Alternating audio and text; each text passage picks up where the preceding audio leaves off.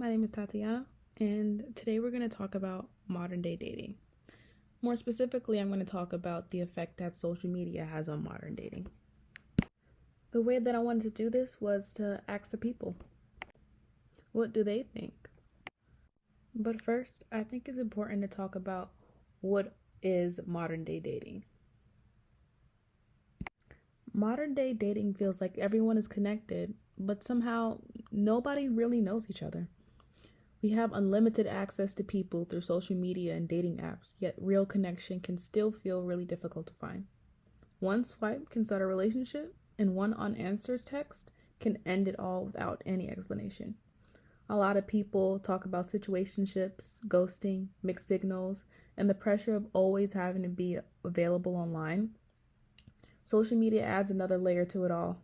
People compare relationships, overthink posts, check locations, and sometimes fall for curated versions of people instead of who they really are. At the same time, modern dating isn't completely negative. People are more open about boundaries, mental health, and what they want in relationships. There's more freedom. But overall, modern day dating can feel a little fast, at least from my experience. It can be confusing and emotionally draining.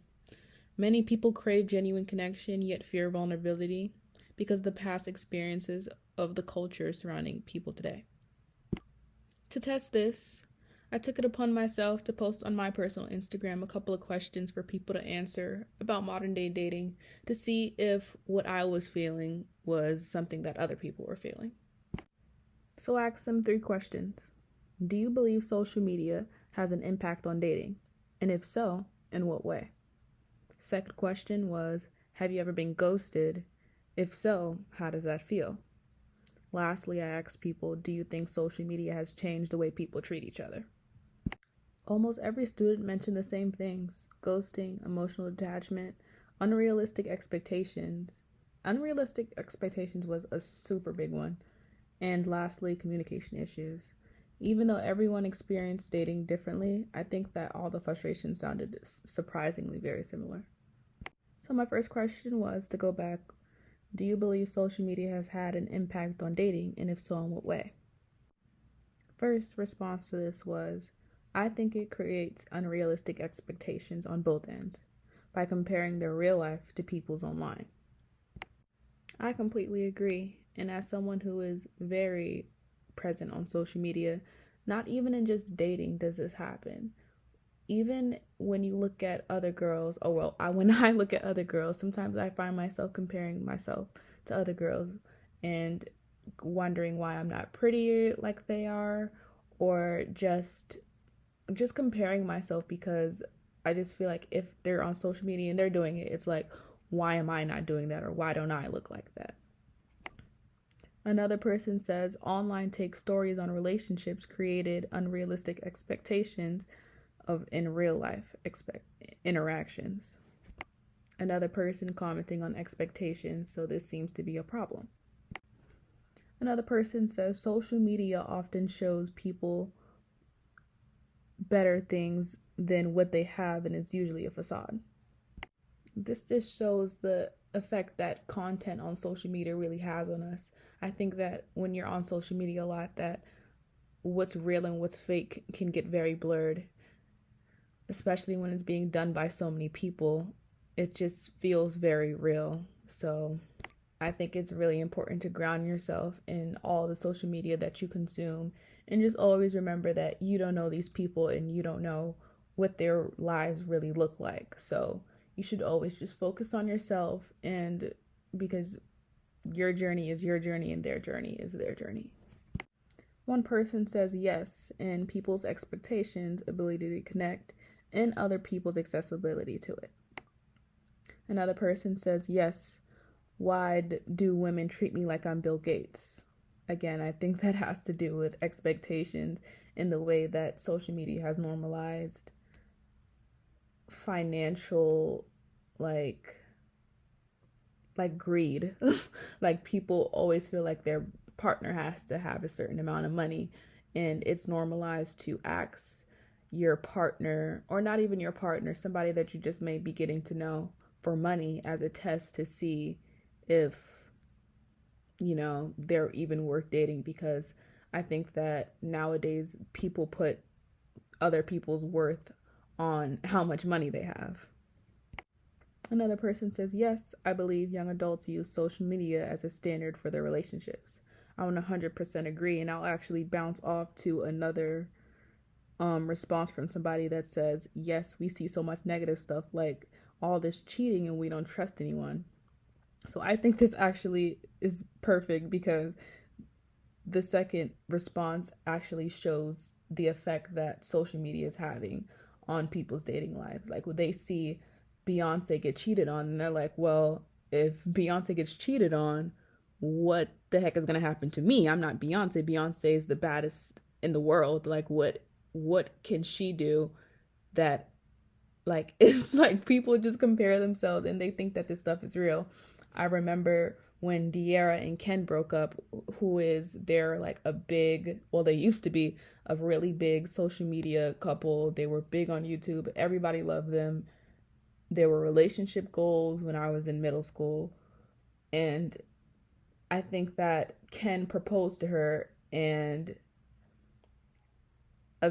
we found out that he was cheating on her, and they caught it on video. And I remember there was a big outbreak, and everybody was like, I am never going to trust a man again, because if he cheated on her, then what is going on? But I think it's just really important to just come back. And I had to come back myself, because I was like, this can't, like, what do you mean he cheated? He was the best boyfriend in the world. And I'm just like, hold on. I don't know these people. I don't know what they were going through. I think that a lot of people forget to step back, and I'm guilty of this as well. Someone said, yes, sure. People fall for personas that are social media personas, not the actual person. And I think this brought me back to our social media lecture immediately. So I would actually like to reference back to an article that we had. It was called A Brief History of Internet Culture and How Everything Became Absurd. And this was written by Nathan Albach. And he basically writes about how social media affected people, more specifically the younger audience, and how Instagram became this space where people would associate their identities with this app. Like, Instagram is a big one. Your highlights are basically who you are and what you want people to know. If you put a bunch of traveling in your highlights, you want people to know that you travel a lot. And I don't know, well, I'll just speak for myself here, but I know that my friends personally, they want to attract men with more money. So if they want to attract men with more money, their highlights have to have traveling in it, because if it doesn't, then how would they know that I'm this type of girl, But basically the article talks about how young people, especially girls, get really tied to their Instagram identity, and Instagram becomes this space where that's your more, how do I put this? You have this identity that you want people to see. And this, I'm not saying this is good or that this is bad, but all I'm saying is that it's happening, because this is a college student that actually goes to Towson, and what she's saying is pretty much exactly what this person is describing in this article. We've got another comment here on expectations. This one says, absolutely, it creates unrealistic expectations. Another one that's here that's kind of new says that, yes, because it makes it seem like there's a lot of options out there. To me, I completely agree. I think that, well, since we're talking about dating here, I'll go ahead and bring up rosters. So a roster is the people that you are talking to, or the people that you have access to. And it's usually more than one person. So you'll be talking to more than one person, and whoever you're talking to is on your roster. And I think this whole idea of a roster is really interesting, and it's debated on what a roster truly is, depending on like who is on it. Like, for example, Is a roster just people that you know that if you texted them, they would respond versus I'm talking to these people every day, I'm seeing these people every day. And I think that's where it gets blurred on what a roster is, which is what this person is saying on this. You think that you have a roster when it's just people that have zero respect for you and they'll just text you because they can. And I don't know if that would be considered to be an option.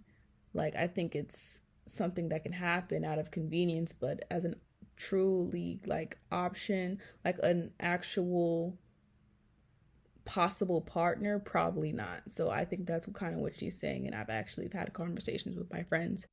When students spoke about social media, many described it both as a tool for connection and a source of pleasure. Platforms like Instagram and TikTok constantly expose people to curated relationships, unrealistic standards, and public validation, which can shape these expectations surrounding dating and self-worth.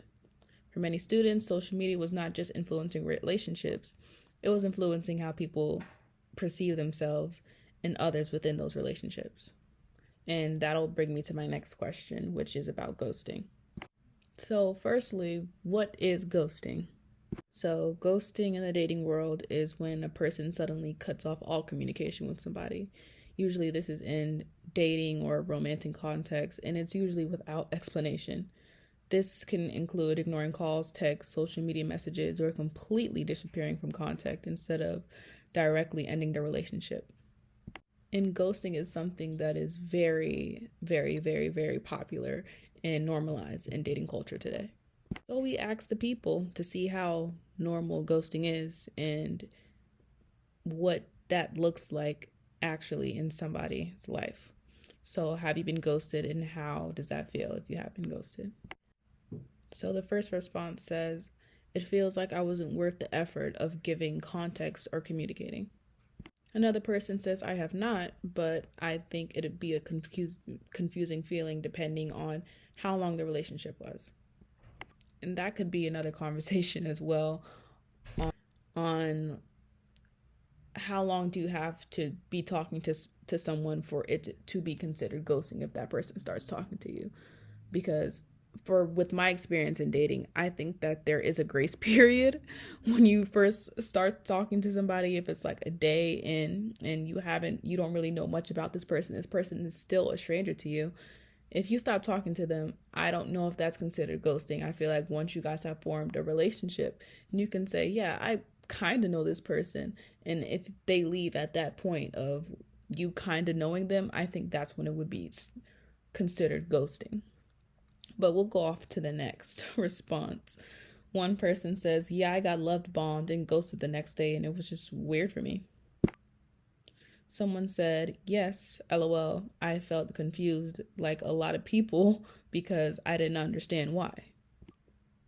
Feels like I did them wrong without really knowing what I did, and it makes me feel like I didn't love them correctly. Another person says, yeah, it sucks, but it makes you feel insecure, and I usually get over it fast anyway. Another person says, feels like I was taken less serious since it was easier to leave than just talk about the issue. Another person says, personally, it's more annoying than anything. Communication is really simple. Another person said, got used to it, but it used to leave an empty feeling. Last one, we're ending off with a bang. Someone said, yes, it felt like I got ghosted. So, although ghosting has become a common thing in modern dating, these responses show that it still leaves a lasting emotional impact on people, and many students have described feeling confusion, self-doubt, and emotional disconnection after suddenly being ignored without explanation. These conversations revealed how technology has made communication more accessible, but at the same time, even though communication is more accessible, is it easier? Has it made people avoid uncomfortable conversations and emotional accountability? I don't know, maybe. For my last question, I kind of wanted to make it a little more general rather than just dating for people like me that don't date that much. So this one says, do you think social media has changed the way that we treat people. One person said it gives people a mask or a screen to hide behind when they say anything. Okay, so they say anything they want with very few consequences for what they do. One person says, yes, we become more associated with people, but connected with less people.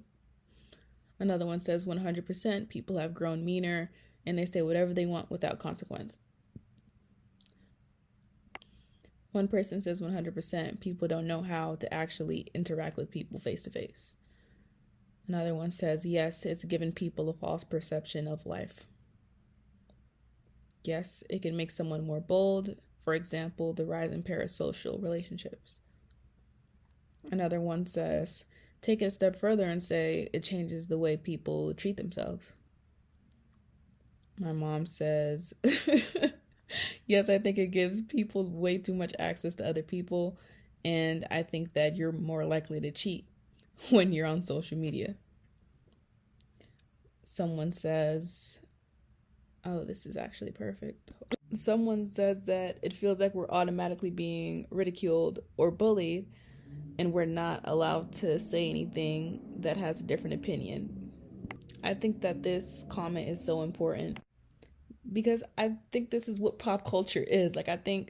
And I had to go back on my notes for this because this is hegemonic. This is when popular culture becomes hegemonic. It's when it becomes popular culture, it becomes something that has to be accepted or declined. It's recognizing the struggle to see what's accepted and what's not. That's exactly what hegemonic means. This is a perfect example of how pop culture can get misconstructed. To close it out, I'll just say that even though every student had different experiences, these responses revealed many of the same emotions and frustrations with social media. And through conversations about ghosting and social media and dating apps, one theme that continued to appear was people craving genuine connection in a culture that makes relationships feel very disposable and easy to get rid of. Rather than criticizing modern dating, this project was to encourage reflection on how we communicate, connect, and treat one another in an increasingly digital world.